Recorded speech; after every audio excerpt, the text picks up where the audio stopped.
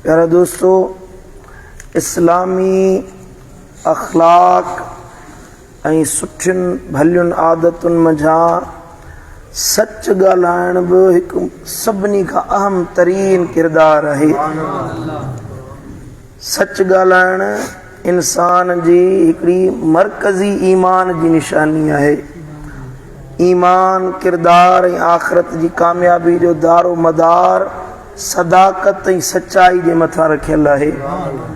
क़यामत जे ॾिहाड़े जेके माण्हू सच ॻाल्हाइण वारा आहिनि उन्हनि जे लाइ क़ुर मजीद में अल्लाह वॾियुनि वॾियुनि नेमतुनि जो ज़िक्र फरमायो आहे।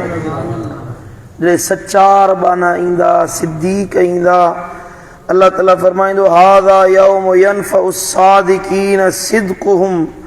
ॿुधो, अॼु उहो ॾींहुं आहे जंहिं ॾींहुं सचनि खे उन्हनि जी सचाई जो फ़ाइदो अता कयो वेंदो, नफ़ो ॾिनो वेंदो। कहिड़ो नफ़ो? जेके सच ॻाल्हाइण वारा आहिनि। लहुम जन्नातुन तजरी मिन तहतिहल अनहारु ख़ालिदीन फ़ीहा अबदा। अल्लाह ताला उन्हनि खे अहिड़नि बाग़नि में दाख़िल कंदो जंहिंजे हेठां नहरूं जारी आहिनि ऐं हमेशह हमेशह अल्लाह ताला उन्हनि खे उन्हनि में रहाईंदो। ऐं मदीने वारे साईं जे असहाबनि जे लाइ अल्लाह ताला ऐलान फरमायो त इहे अल्लाह खां राज़ी थी विया, उहे अल्लाह खां राज़ी थी विया, अल्लाह वरी इन्हनि खां राज़ी थी विया। तॾहिं हर सहाबी जे लाइ असां रज़ी अल्लाहु अन्हुम वरदू अन्हु चवंदा आहियूं। नालो वठी उन खां पोइ रज़ी अल्लाह अन्हु चवंदा आहियूं, माना अल्लाह इन्हनि खां राज़ी थी वियो। हाणे इहो दर्जो ॿिए कंहिंखे न मिलंदो, पर क़ुर थो फरमाए जेके सच ॻाल्हाइनि, सचा बणिजी वञनि, रज़ी अल्लाहु अन्हुम वरदू अन्हु, अल्लाह उन्हनि खां राज़ी थी वेंदो, हे अल्लाह खां राज़ी थी वेंदा। ज़ालिका हुवल फ़ौज़ुल अज़ीम। ऐं असुल ज़बरदस्त कामयाबी इहा आहे जो बानो सिद्दीक़ ऐं सचो बणिजी वञे। सम्झो था? अल्लाह ताला हुकुम फरमायो आहे तव्हां सचा थियो, सचा पाण बि सचा बणिजी वञो ऐं यारी बि उन्हनि सां रखो जेके कूड़ा न हुजनि, जेके बदगो न हुजनि, जेके ग़लति बयानी करण वारा हुजनि, उन्हनि सां गॾिजी न वियो। तव्हां बि सचनि बाननि सां गॾिजी वेहंदा कयो। रब थो फरमाए या अय्युहल्लज़ीन आमनु तक़ुल्लाह वकूनू मअस्सादिक़ीन। ए ईमान वारो, अल्लाह खां डिॼो, अल्लाह जो ख़ौफ़ रखो ऐं अल्लाह जे सचनि बाननि मंझां बणिजी वञो। जेके सच ॻाल्हाइण वारा आहिनि, सचा आहिनि, उन्हनि मंझां बणिजी वञो। अल्लाह तव्हांखे बि सचार बणाए छॾींदो, सिद्दीक़ बणाए छॾींदो। सम्झो था? हज़रत सैयदना अबू बकर सिद्दीक़ रज़ी अल्लाह ताला अन्हु खां रिवायत आहे त मदीने वारे साईं फरमायो अलैकुम बिस्सिद्क़ि। ए ईमान वारो, पंहिंजे मथां सच ॻाल्हाइण खे लाज़िम करे वठो। हर हाल में सच ॻाल्हायो, हर लिहाज़ खां सच ॻाल्हायो।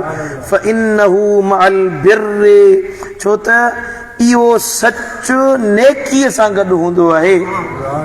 इहो नेकी सां गॾु हूंदो आहे। वहुमा फिल जन्नते, ऐं नेकी ऐं सच ॿई जन्नत में वेंदा। माना नेकी करण वारो ऐं सच ॻाल्हाइण वारो ॿई जन्नती आहिनि। व इय्याकुम वल कज़िब, ऐं पंहिंजो पाण खे कूड़ ॻाल्हाइण खां रोकियो। कूड़ न ॻाल्हायो, हरगिज़ कूड़ न ॻाल्हायो। छो त फ़इन्नहु मअल फुजूर, छो त उहो फुजार फुजूर ऐं गुनाह खाए।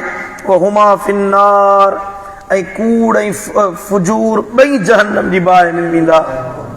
माना कूड़ो ऐं फाजिर माण्हू ॿई जहन्नम में वेंदा। सम्झो था? ॿी हदीस मुबारक आहे, साईं फरमायो अलैकुम बिस्सिद्क़ि फ़इन्नहु यहदी इलल बिर्रि।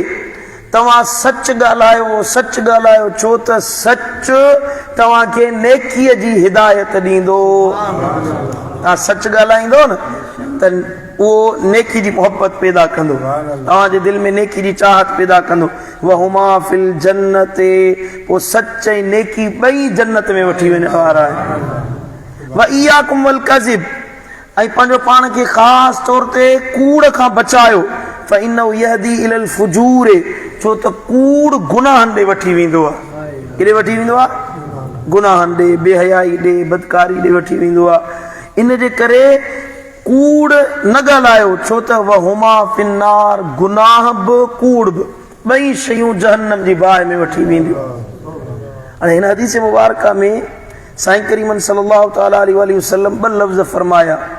हिकिड़ो सच जे लाइ अल बिर लफ़्ज़ फरमायो, माना नेकी, ऐं कूड़ खे अल्लाह जे नबी अल फुजूर सां गॾायो आहे। नेकी यानी के जेको भलाई जो कमु आहे, चङाई जो कमु आहे, उहो असां कयूं था। असिद्क़ु यहदी इलल बिर, जेको बि नेकी सच ॻाल्हाईंदो न, अल्लाह ख़ुदि ब ख़ुदि हुनखे नेक ऐं सालेह बणाए छॾींदो, हुनखे मोहबत पैदा कंदो, हुनजे दिलि में नेकी जी चाहत पैदा कंदो। छो त वल बिर्रु इस्मुन जामिउन लिकुल्लि खैरिन, हज़रत इमाम नववी तो फरमाए त नेकी हर ख़ैर जो मजमूओ आहे। इहो सॼो मजमूओ जेको हिकिड़ी शइ आहे जो माण्हू अकेलो वेठो हुजे, पर जेॾीमहिल मजमूए में अचे वेहे त सभिनी जे विच में घिरजी वेंदो न। हिकिड़ी नेकी अलॻि करे, अलॻि अलॻि नेकी करे, पर सच अहिड़ी शइ आहे जेका हज़ारनि नेकियुनि खे गॾाए तव्हांखे अता कंदी। ऐं ॿियो नबी साईं फरमायो त फुजूर, हिकिड़ो आहे फिस्क, ॿियो आहे फुजूर। फासिक फाजिर इहे लफ़्ज़ तव्हां ॿुधंदा आहियो। हज़रत सईद ताइफ़ा सैयदना जुनैद बगदादी रहमतुल्लाह अलैहि तो फरमाए त फिस्क छा आहे ऐं फुजूर छा आहे। अल फासिको हुवल्लज़ी यसिल्लाह मा बक़ाए ईमानी, फासिक उहो आहे जेको ईमान जी मौजूदगी में अल्लाह जी नाफ़रमानी करे, दिलि में ईमान बि हुजे, ख़ौफ़ बि आहे, पर वरी गुनाह थी थो वञे, माना लिकी लिकी गुनाह करे। फासिक माण्हू लिकी लिकी जेको गुनाह करे उनखे फासिक सॾिबो आहे। पर वल फाजिरु हुवल्लज़ी यतजर्रउ अनिल कबाइर बिला हया, ऐं फाजिर उनखे सॾिबो आहे जेको बग़ैर कंहिं हया जे, बग़ैर कंहिं शर्म जे सरेआम गुनाह कंदो वठे, सरेआम गुनाह करे इनखे फाजिर सॾिबो आहे। माना अखियुनि मां हया लॼ शर्म सभु ख़तम थी वञे ऐं माण्हू पंहिंजी मर्ज़ी सां गुनाह कंदो। ॾिठा अथव न हिकिड़ा माण्हू ज़िना कंदा, परावा नंग निहारींदा, कूड़ ॻाल्हाईंदा, ज़ुल्म कंदा, केरु सम्झाईंदो त उन्हनि ते कावड़जी पवंदा, ऐं उन्हनि खे हया लॼ कोन ईंदो त मां हे गुनाह जो कमु कयां। के अछी ॾाढ़ी वारे जी बेइज़ती कंदा, कंहिंजो हक़ खाईंदा, केरु झले त उन्हनि खे शर्म महसूस कोन थींदो मां हे गुनाह जो कमु थो कयां, इनखे फाजिर सॾिबो आहे। फासिक माना लिकी गुनाह करे, फाजिर माना सरेआम बेशर्मी बेहयाई सां गुनाह करे। मदीने वारो साईं तो फरमाए जेको कूड़ थो ॻाल्हाए, कूड़ ॻाल्हाइण वारो आहे, इहो माण्हू फाजिर बणिजी वेंदो आहे। व इन्नल फुज्जार लफी जहीम, क़ुरान तो फरमाए इहे जेके फाजिर माण्हू आहिनि, सरेआम गुनाह करण वारा आहिनि, जहन्नम जे तर में उछलाया वेंदा। न फुजूर खां बचण जो तरीक़ो नबी साईं फरमायो तव्हां सच ॻाल्हाइण वारा थियो। इन सिद्क़ यहदी इलल बिर्र, नबी साईं फरमायो सच ॻाल्हाइण हिदायत ॾींदो आहे नेकीअ जी।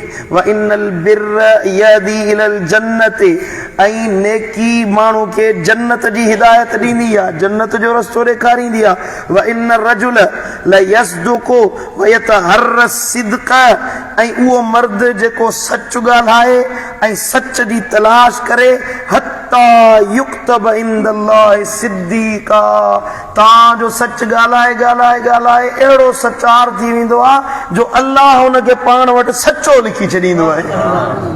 फरमाईंदो हे सचो बानो आहे, माना उहो ज़बान मां लफ़्ज़ कढंदो न, अल्लाह ताला हुनजी हर ॻाल्हि क़बूल फरमाईंदो, हे माण्हू कूड़ नथो ॻाल्हाए सघे। ऐं हिकिड़ो माण्हू जेको कूड़ थो ॻाल्हाए, एतिरो कूड़ थो ॻाल्हाए, कूड़ ॻाल्हाए ॻाल्हाए तव्हांजो मदीने वारो साईं थो फरमाए हत्ता युक्तब इंदल्लाहि कज़्ज़ाबा, अल्लाह ताला वटि लिखजी वेंदो आहे त वॾे में वॾो कूड़ो माण्हू आहे, उनजी ॻाल्हि ते अल्लाह वटि यकीन ई न आहे, उनजी ॻाल्हि अल्लाह वटि क़बूल ई न आहे। क़ुरान तो फरमाए लअनतुल्लाहि अलल काज़िबीन, कूड़नि जे मथां अल्लाह लानत फरमाई आहे, कूड़नि ते अल्लाह जी लानत आहे। जन्नत में उहे वेंदा जेके सच ॻाल्हाइण वारा आहिनि।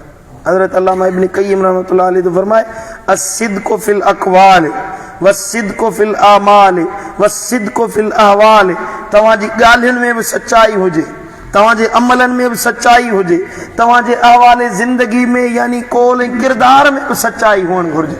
रुॻी ज़बान जा सचा न थियो, पंहिंजे वाइदे जा सचा थियो, पंहिंजे ख़ानदान सां सच्चा थियो, पंहिंजी यारी दोस्ती में सच्चा थियो, पंहिंजे कारोबार में सच्चा ईमानदार थियो, पंहिंजे घरवारी सां सच्चा थियो, पंहिंजे औलाद सां सच्चा थियो, पंहिंजे मुआशरे सां पंहिंजे दीन सां सच्चा बणिजी वञो, पंहिंजे मज़हब सां सच्चा बणिजी वञो, पंहिंजे अक़ीदनि सां सच्चा बणिजी वञो। इहा सॼी जेका चेन आहे सच्चाई जी उहा अपनायो। अल्लाह तव्हांजो नालो सिद्दीक़नि में लिखाए छॾींदो। अल्लाह ताला शाल अमल जी तौफ़ीक़ अता फरमाए। अल्लाह असांखे सचनि में शुमार फरमाए, कूड़ ॻाल्हाइण खां ऐं कूड़नि जी जमात खां महफ़ूज़ फरमाए।